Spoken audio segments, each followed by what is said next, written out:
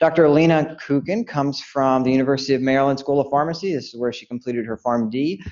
She went to Charlottesville to complete her PGY1 at the University of Virginia Medical Center. And then she liked it so much that she came back to do her PGY2 here in cardiology. And so with that, I'm going to let her come on up. The title of her presentation today is Dual Antiplatelet Duration Following Percutaneous Coronary Intervention. Is it time to adapt?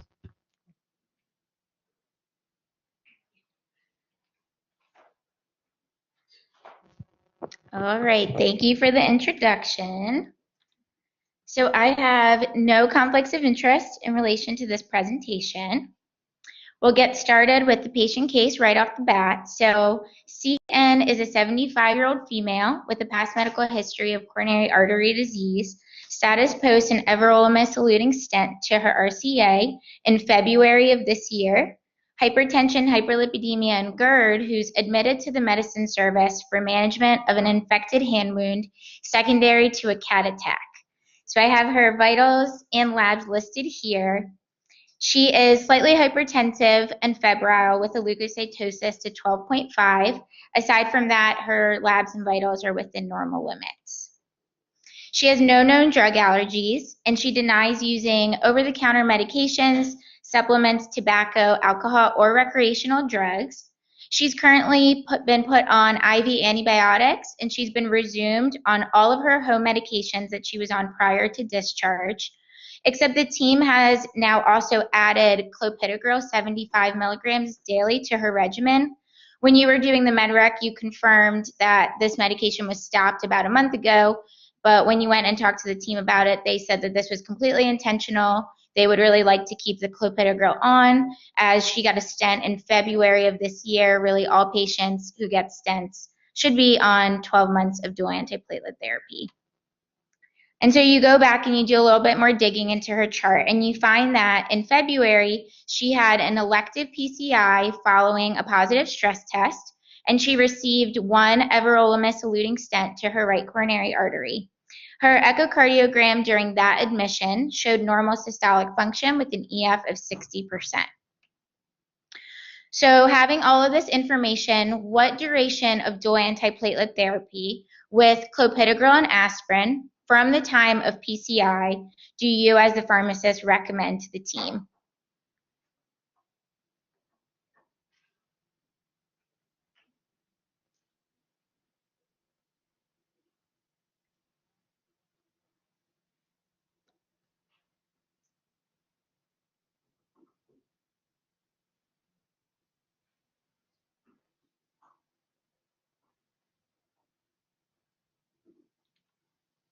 All right, sounds good. So we'll revisit that one more time at the end of the presentation to see if the responses change at all. So my focus of this presentation will really be on shorter duration of dual antiplatelet therapy today. So I'll be focusing on some of the literature on this topic, as well as how the impact of coronary stent design over time has impacted duration of therapy. And we'll talk a little bit about patient-specific factors that can be utilized in making a decision about duration of dual antiplatelet therapy. One disclaimer that I do have for today is that my focus will not be at all on patients who have an indication for anticoagulation, as this patient population is completely separate, has a lot of its own literature. So this is really solely on patients who have an indication for dual antiplatelet therapy, but not anticoagulation. So in order to really understand the duration of therapy for dual antiplatelet therapy, I think it's really important to look back at the way in which coronary stents have evolved over the years, as this has really had a large impact on the duration of therapy that we recommend. So our first type of coronary stent was the bare metal stent, and this was a metallic stent that's implanted into the coronary artery to open up lesions to increase perfusion to the area of blood flow blockage. We then developed drug-eluting stents, and these were really very similar to bare metal stents, except for the fact that they also release anti-proliferative drugs into the coronary artery. Over time, we developed many different generations of drug-eluting stents, And really the main ways that these differed are among the three components of drug-eluting stents, which include the platform, the polymer, and the drug. So for the platform, really the main differences can be between the material that's used for the platform or in the thickness of the platform. Really the key thing to keep in mind here is that over time, the thickness of these platforms has decreased significantly, which has resulted in less stent thrombosis. And then we have the polymer, which is the drug carrier. So over time, there have been multiple different polymers that have been developed and utilized in practice. Really, the big thing to keep in mind here is similarly that over time, as polymers have advanced over the different generations of stents, we have seen less stent thrombosis with some of the more advanced types of polymers. And then for the drug itself, so when it comes to the agent, a lot of our first generation drug-eluting stents utilized sirolimus and paclitaxel, whereas our second generation stents tend to utilize everolimus and zodorolimus, and our second generation stents as a result have also been shown to have less stent thrombosis based on kind of all of these characteristics. And then finally, the newest type of system that's been developed is the bioresorbable scaffold, which really actually is very much like a stent, except that over time, it actually completely disintegrates as if it was never there. And so these are much newer. We don't have a lot of long-term data with these at the time, and there's actually some indication that they increase the risk of stent thrombosis. So these aren't regularly used in practice. So I'm really going to be focusing more on the drug-eluting stents today. In order to really understand the differences, it's important to understand the differences between restenosis and thrombosis, which are going to be important terms moving forward. So when it comes to restenosis, this is really the delayed temporal response to vascular injury to the vessel, which results in neointimal hyperplasia, which is basically a result of proliferation and thickening of vascular smooth muscle of the vessel. And this is kind of what it looks like. And it is much more common in bare metal stents, and actually the reason that drug-eluting stents were developed was to decrease this risk of restenosis with the anti-proliferative drugs. And for thrombosis, so this really happens as a result of delayed endothelialization of the stents, as well as polymer hypersensitivity and inflammation, and all of these result in stent occlusion of the vessel. And this is much more common with drug-eluting stents, and really the main reason that we use dual antiplatelet therapy in patients with drug-eluting stents to decrease this risk of stent thrombosis. So just to summarize a little bit of the differences between these. So when we moved from bare metal stents to our first generation stents, we saw a large decrease in restenosis, but an increase in stent thrombosis. And then in moving from our first generation to our second generation stents, we saw lower risks of restenosis as well as lower risks of stent thrombosis. And then when we looked at some of our bioresorbable scaffolds, we didn't really see many differences in restenosis, but unfortunately a risk in increased stent thrombosis. So based on this, it really appears that the second generation stents tend to have the best outcomes when it comes to restenosis and thrombosis. So what are our current standards of care, our guideline recommended therapies when it comes to duration of dual antiplatelet therapy?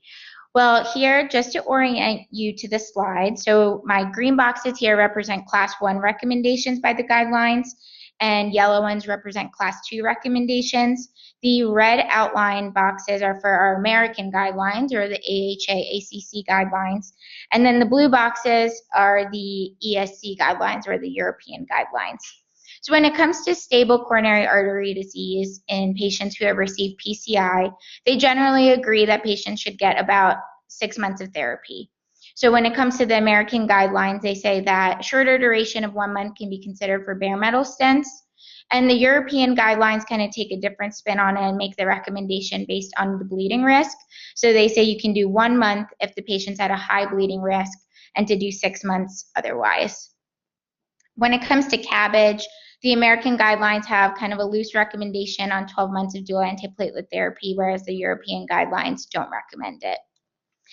And for acute coronary syndromes, so all in all, pretty much across all the guidelines, the recommendation is to do at least 12 months of dual antiplatelet therapy. The European guidelines do go a little step further and say that in patients with high bleeding risk, you can consider 6 months of dual antiplatelet therapy in those who have gotten PCI or CABG, or just 1 month in those that are getting medically managed. So there have been a couple of different trials that have looked at the duration of dual antiplatelet therapy. So a couple have actually looked at longer durations of dual antiplatelet therapy, which include the aDAPT trial and the PRODIGY trial. So the aDAPT trial really found that there was a benefit, there was a decrease in major adverse cardiovascular events with the prolonged duration of therapy. They saw an increased risk in mortality, but this was really thought to be more to cancer-related deaths, not cardiovascular-related deaths. And they saw an increased risk of bleeding with the longer duration of therapy. Kind of one thing to keep in mind with this trial is that about 50% of patients had first-generation drug-eluting stents.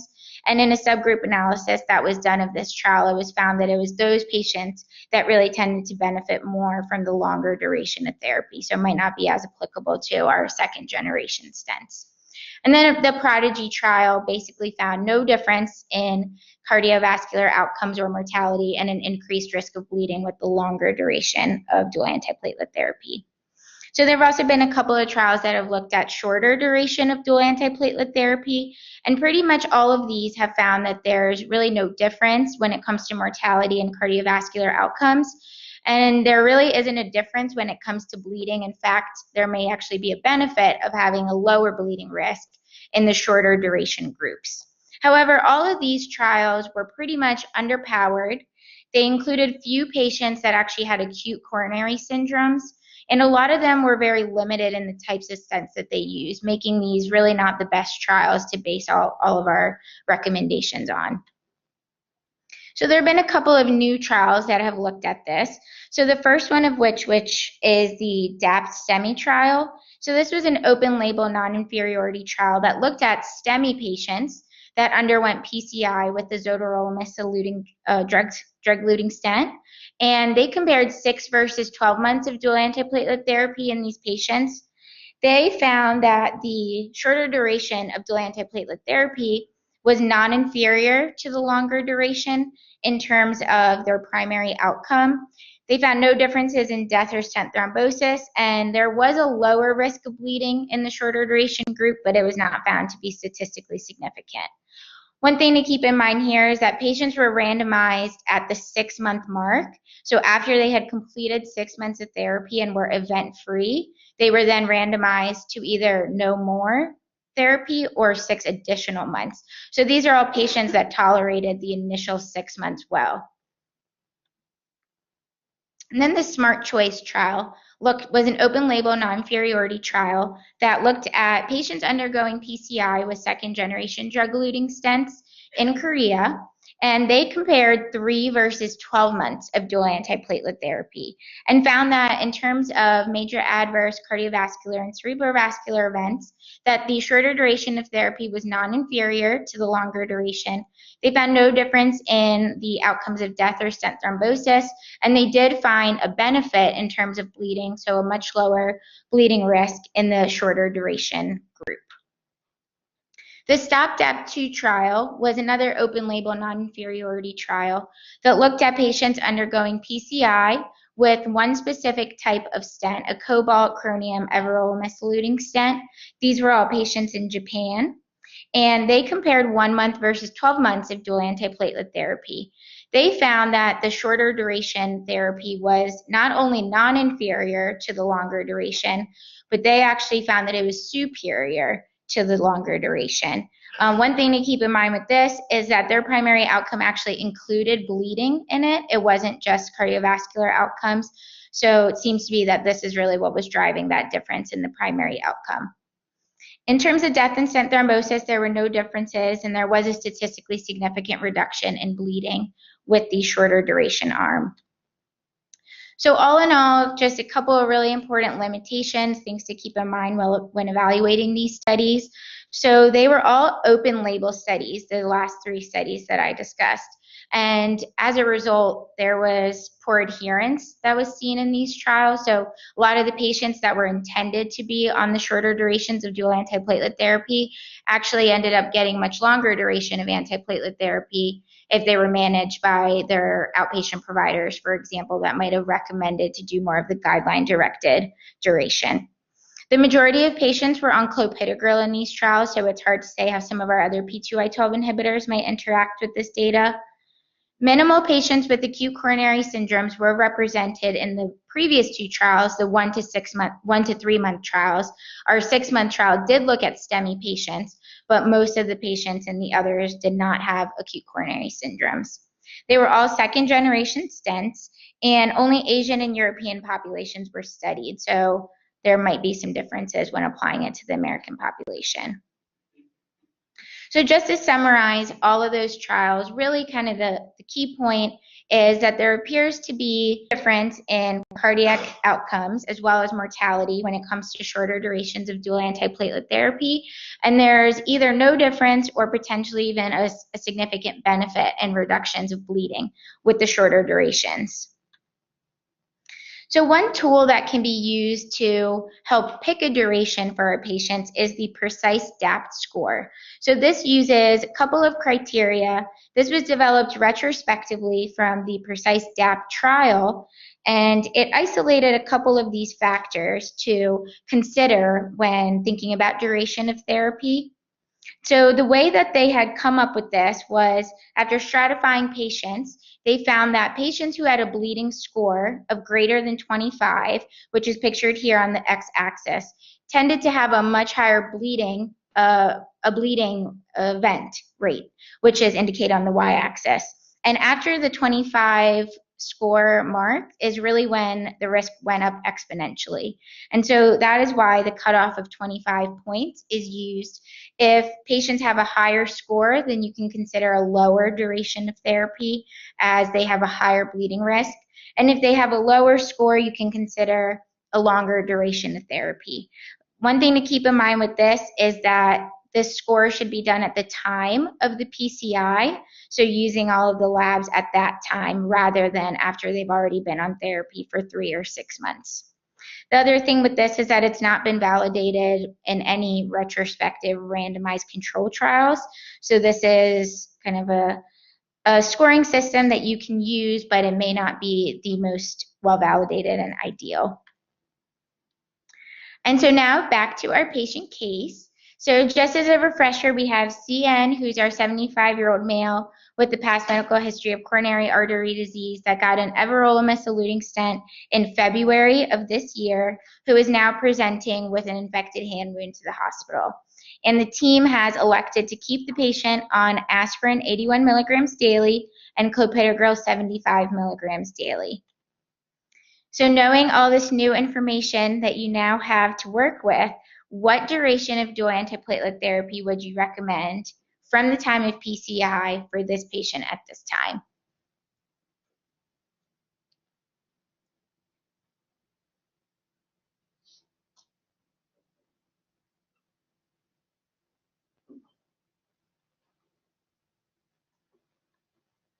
Awesome. So I definitely agree. I think that this is the perfect candidate for a shorter duration of dual antiplatelet therapy. So this patient had stable coronary artery disease on presentation. They did not present with an acute coronary syndrome.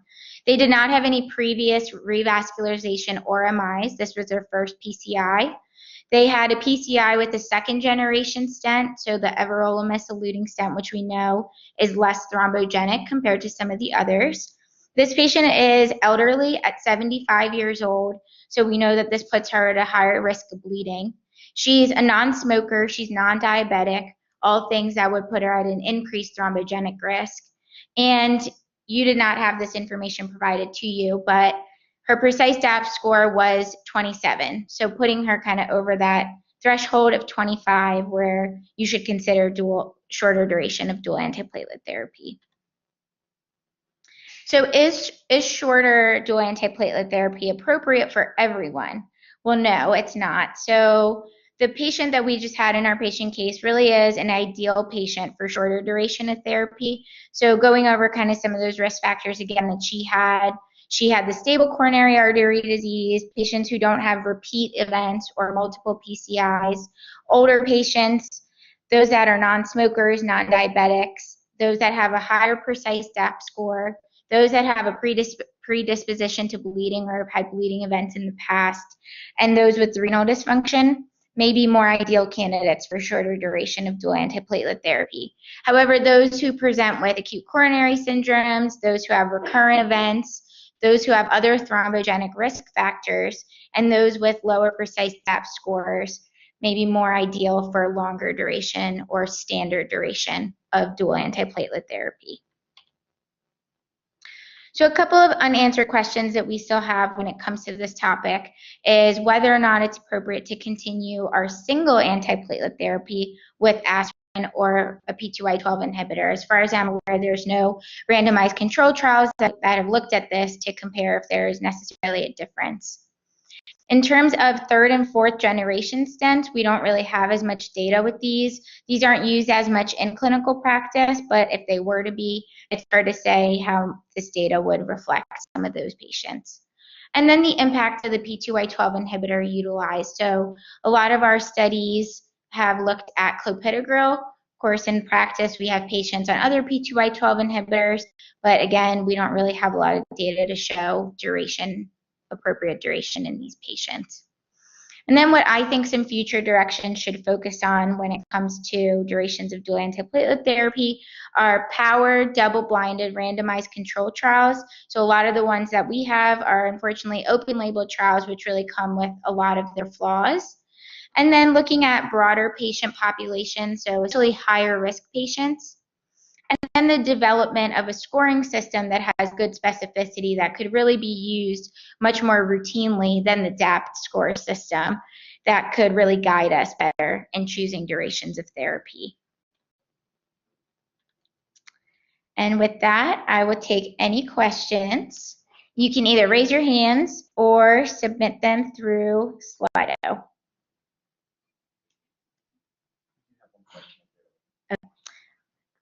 So I know you said this was an unanswered question, but the team will likely ask, which would you discontinue, the aspirin or the clopidogrel, and why?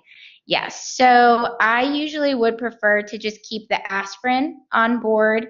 It's a much cheaper drug. We do have more long-term data with aspirin, so that's something that I would consider. Yes. Is there any information on maybe number of stents placed or the vessel that the stent was placed into, and how that would maybe factor into duration of aDAPT? Yeah, so definitely having more stents would put you at a higher thrombogenic risk, so that would definitely be something to consider. Another thing would be the location of the stent. So if you have a stent in a more narrow vessel that's thinner, that would put you at a higher risk of thrombosis, because if you were to have a clot there, your risk of clotting it off would be much higher. The other thing is we have like bifurcation stents. Those are also more thrombogenic. So there's definitely all of those factors to consider that would potentially make you go for a longer duration of dual antiplatelet therapy.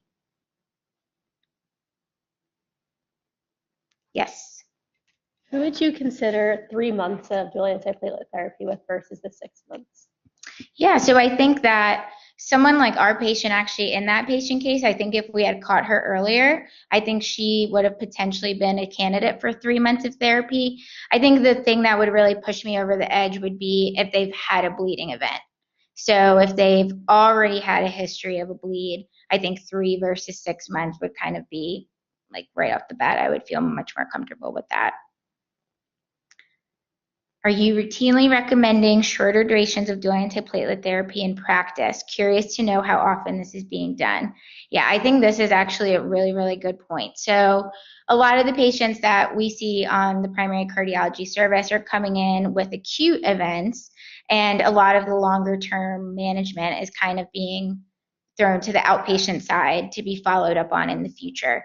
So it's not something that we're routinely necessarily discussing at the time of PCI. We definitely have patients that have come in, though, that have been on therapy for a much longer period of time, where we do bring it up, and we sometimes will call the cardiologist just to see if there's like any reason behind keeping them on longer therapy. But a lot of times it is just something that's overlooked, so we can go back and kind of end therapy shorter. Yes.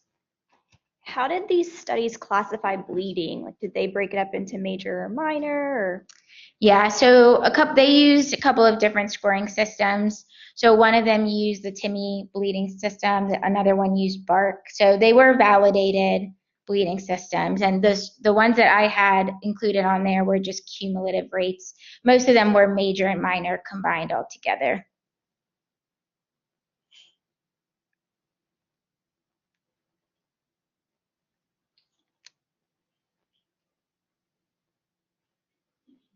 Okay.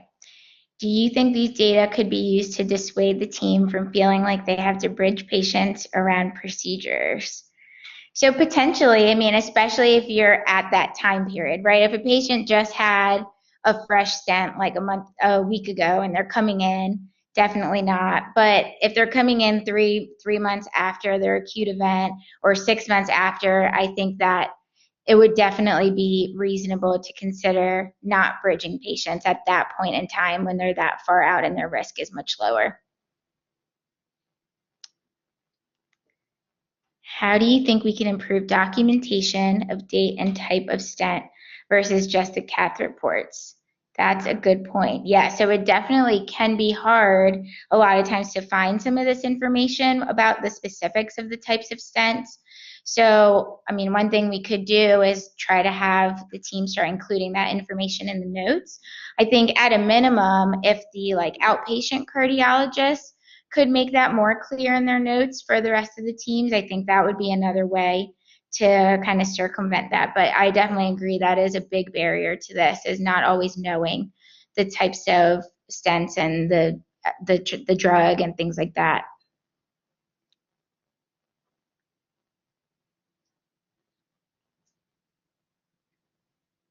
Thank you, guys.